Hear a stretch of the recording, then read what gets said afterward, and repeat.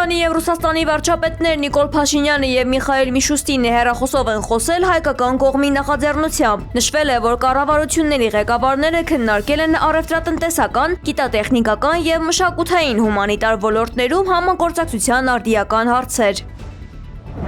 Զեկուցող ազգային ժողովի պատգամավոր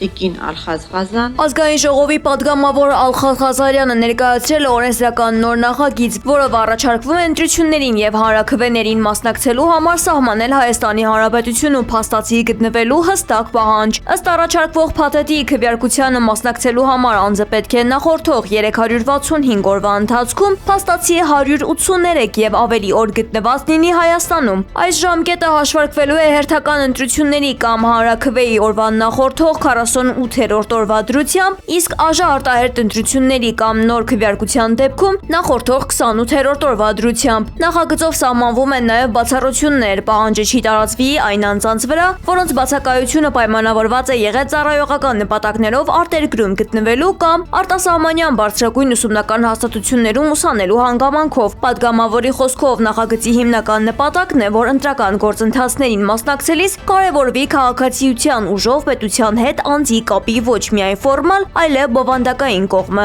Հայաստան խմբակցության պատգամավոր Գագիկ Համբարձումյանն այս նախաձեռնությունը որակել է հակասահմանադրական։ Գտել եք միջազգային օրինակներ, այսինքն հարյուրավոր պետությունների մեջ հանգարց գտել եք մի քանի պետություն, որը այս նման կարգավորում է եղել եւ դա էլ արդարացնելու հանգամանքով։ Այդպես կարելի է այդ ձևի վարվել։ Կարծում եմ երևի չէ։ Սահմանադրական դատարանը խորհրդարանական ընտրությունների արդյունքների վիճարկման գործի քննության հարցով այսօր կմտնի խորհրդակցական սենյակ որոշում կայացնելու։ Որոշումը կհայտարարվի հուլիսի 4-ին։ Մինչև այսօրվա նիստը ուժեղ Հայաստան դաշինքի ներկայացուցիչ Արամ Վարդևանյանը պատասխանել է հարցին, թե ինչու քաղաքացիական պայմանագիր կուսակցությունը չի ցանկանում, որ ընտրության արդյունքները անբավեր ճանաչվեն։ Կարծում եմ իրենք այլ բան չէին կարող ասել, չնայած մեր որոշ հայրենակիցներ ունեին պատկերացում, որ իրենք հնարավոր է պահանջեն, որ ընտրության արդյունքները անվավեր ճանաչվեն։ Կարծում եմ շատերը դրա պատասխանն են ստացան։ Իսկ ինչու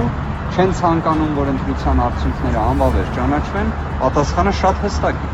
որովհետև այն ռեսուրսը ընտրախախտումների, որը իրացվել է, կրկնակի իրացման դժվարություններ են։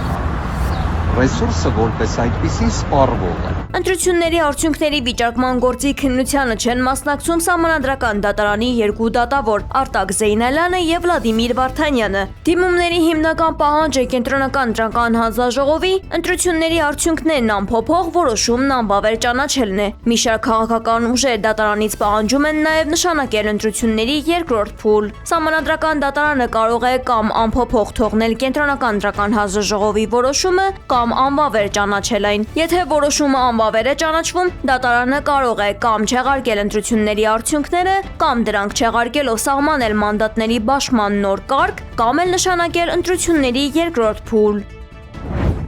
Ֆինանսական խարդախությունների զոհերը բողոքի ակցիա են անցկացրել կառավարության շենքի մոտ, պահանջելով ստեղծել փոխհատուցման թիրախային ֆոնդ։ Տուժած քաղաքացիներից Միրանդ Դանելյանը հայտնել է, որ Hello-Bit ներդրումային հարթակում կորցրել է $12,000։ Ես տուժվել եմ Hello-Bit-ից։ Hello-Bit ֆինանսական ներդրումային հարթակից, որը գործել է Հայաստանում, ես կոնկրետ թվերով եմ ասում, 2024 թվականի սեպտեմբեր ամսից բարեհաջող կանաչ ճանապարհ են ցույց տվել այդ հարթակին, աշխատել է մինչև 2025 թվականի նոյեմբերը։ Իրավապաշտպան Մեհեր Կարագյոզյանը քննադատել է նաև հեռախոսների email կոդերի միասնական շտեմարանի ստեղծումը, նշելով, որ այն պարարտ հող է դառնալու կիբերհանցագործությունների համար։ Վանում հանդիպել են հայ և թուրք գործարարները, հայտնել է Էրմենի հաբերը։ Կողմերը քննարկել են սահմանային անցակետի բացումը և Վանի առևտրաարդյունաբերական պալատի դերը այդ գործընթացում։ Հայաստանի հավաքականի նախկին ավագ 37-ամյա կիսապաշտպան Հենրիխ Մխիթարյանը Իտալիայի չեմպիոն և գավաթակիր Ինտերի հետ նոր պայմանագիր է կնքել։ Այն նախատեսվել է մինչև հաջորդ մրցաշրջանի ավարտը։ Անցած մրցաշրջանում Մխիթարյանը մասնակցել է 39 հանդիպման, խփել է 4 գոլ, կատարել 3 գոլային փոխանցում։ Մխիթարյանը Ինտերում է 2022 թվականից։ Bizim gördüğümüz 2 tane hareket tarzı var. Թուրքիան կվերացնի բոլոր խնդիրները Եվրամիության հետ հարաբերությունները զարգացնելու համար, հայտարարել է Թուրքիայի արտգործնախարար Հական Ֆիդանը։ Նա նշել է, որ Թուրքիայի բոլոր պետական մարմինները նախագահ Ռեջեփ Թայիփ Էրդողանի հանձնարարությամբ աշխատում են Եվրամիության հետ հարաբերությունները զարգացնելու ուղղությամբ։ Ըստ նրա, Թուրքիայի լիիրավ անդամակցությունը Եվրամիությանը ռազմավարական նպատակ է։ Ֆիդանը նշել է, որ միության անդամ պետությունների մեծ մասի հետ երկկողմ քաղաքական, տնտեսական եւ առևտրային հարաբերություններում լուրջ խնդիրներ չկան։ Konuda Cumhurbaşkanımız da. ԱՄՆ նախագահ Դոնալդ Թրամփի հատուկ ներկայացուցիչ Սթիվ Ուիթքոֆը եւ Թրամփի փեսա Ջարեդ Քուշները Դոհայում անցկացրել են դրական բանակցություններ, իսկ իրանական կողմի հետ տեխնիկական խորհրդակցությունները ընթանում են, հայտնել է Բլումբերգը հղում անելով ամերիկյան վարչակազմի պաշտոնյայի։ Աղբյուրի խոսքով որոշակի տեխնիկական բանակցություններում, որոնք չեն ընթանում բարձր մակարդակով, առաջընթացը շարունակվում է։ Ավելի վաղ Թրամփը հայտնել էր, որ Դոհայում կարևոր կամ ոչ այնքան կարևոր բանակցություններ են սպասվում, սակայն հանդիպումները լինելու են միջնորդների հետ եւ ուղիղ բանակցություններ չեն նախատեսվել։ Այս ամենի ֆոնին ԱՄՆ-ն ամբողջությամբ վերացրել է Իրանի ծովային շրջափակումը։ Տեղեկությունը հաստատել է Իրանի խորհրդարանի խոսնակ Մուհամմադ Բաղեր Ղալիբաֆը։ Ծովային շրջափակման վերացումից ի վեր Իրանին հաջողվել է ավելի քան 40 միլիոն բարել նավթ արտահանել։ مذاکره یک روش مبارزه است. Մարկո Ռուբիոն առաջ է տանում իր սեփական կոշտ գիծը, մինչդեռ Ջեյդի Վենսը բոլորովին այլ դիրքորոշում ունի, հայտարարել է Իրանի խորհրդարանի խոսնակ Մուհամմադ Բաղեր Ղալիբաֆը։ Նա նշել է, որ անցած 5 շաբթի Ռուբիոն ժամանել է Բահրեյն եւ նրա բոլոր գործողությունները ուղղված էին երկկողմ հուշագրի ու Պարսից ծոցի երկրների դեմ։ Նա փորձում էր հրահրել եւ նրանց լարեր նեղուցի իրավիճակի եւ մեր դեմ, բայց մենք ամուր կանգնած ենք, մենք հուշագիր ունենք եւ մենք խստորեն պահպանում ենք այն, շեշտել է նա։ Խոսնակը նաև հստակեցրել է Թեհրանի սկզբունքային մոտեցումը Վաշինգտոնի հետ հարաբերություններում, հայտարարելով, որ նույնիսկ հիմա, երբ մենք բանակցություններ ենք վարում Ամերիկայի հետ, մենք չենք բանակցում ընկերոջ հետ, մենք բանակցություններ ենք վարում անվստահելի թշնամու հետ, որը անպայման գործողություններ կձեռնարկի մեր դեմ առաջին իսկ հնարավորության դեպքում։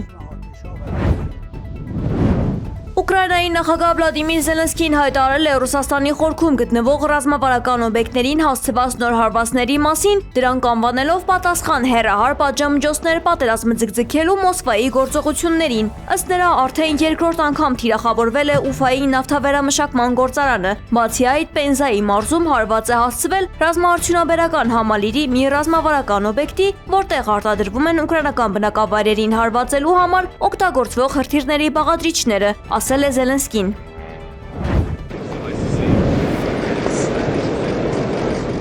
Ռոմի Պապ Լեո 14-րդի դիրքորոշումը միգրացիայի հարցերի վերաբերյալ հատկապես Ամերիկայի տարածքում անհանգստություն է առաջացնում, հայտարարել է ԱՄՆ փոխնախագահ Ջեյդի Վենսը։ Ավելի վաղ Ռոմի Պապ Լեո 14-րդ պոնտիֆիկոսը բազմիցս քննադատել է ԱՄՆ նախագահ Դոնալդ Թրամփի հայտարարած հակամիգրացիոն արշավը։ Նա նաև Վաշինգտոնին կոչ է արել վերանայել միգրանտների նկատմամբ իր մոտեցումը եւ մատնանշել հակամիգրանտական արշավի իրականացման մեջ չափից ավելի դաժանությունը։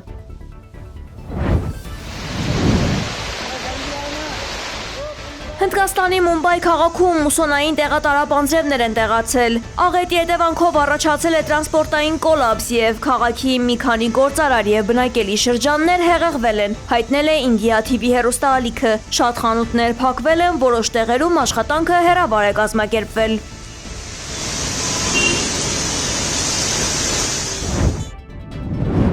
Արգենտինայում բացվել է Լիոնել Մեսսիի 26 մետրանոց արձանը, որը համարվում է լեգենդար ֆուտբոլիստի պատվին երբևէ կառուցված ամենաբարձր հուշարձանը։ Նավթարդյունաբերության պողպատից պատրաստված այս հսկան վերարտադրում է Մեսսիի հուզիչ պահը 2022 թվականի աշխարհի առաջնության հաղթանակից հետո։ Նա ծնկի է եկած, սեղմում է հավաքականի մարզաշապիկը եւ ձեռքը պարզում դեպի երկինք՝ ի հիշատակ իր հանգուցյալ տատիկի։ Արձանն արդեն իսկ մեծ թվով զբոսաշրջիկների ու երկրպագուների է գրավել եւ համացանցում այն վիրուսային է դարձել։ Նոր հուշարձանը պաշտոնապես գերազանցել է Հնդկաստանի Կալկաթա քաղաքում գտնվող 21.3 մետրանոց նախկին արձանին, որը հեռացվել է կառուցվածքի անկայունության եւ անվտանգության խնդիրների պատճառով։